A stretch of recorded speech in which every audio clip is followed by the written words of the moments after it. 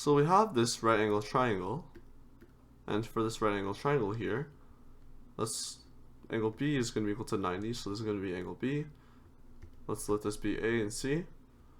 So we know that AB is going to be equal to 5 centimeters, and AC is going to be equal to 8 centimeters. So let's try and find angle C using tan. So tan C is going to be equal to opposite over adjacent. So C is going to be the tan inverse of 5 divided by 8. So the inverse tan of 5 divided by 8 is going to be equal to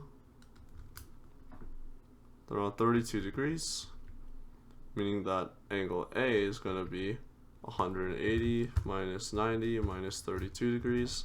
It's going to give me approximately 58 degrees. And then I'm going to use exact value for these angles, simply because I want my answers to be as specific as possible. But in the end, you're going to be rounding, so it might not make a difference at all. So now that I found angle C and I found angle A, I'm going to use angle C, let's say. So let's say sine C is going to be equal to opposite over the hypotenuse, AC. So hypotenuse AC.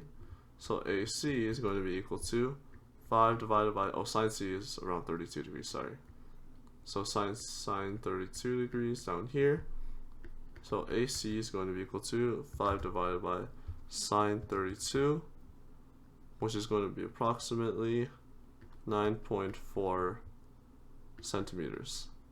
So now I've completely solved this triangle.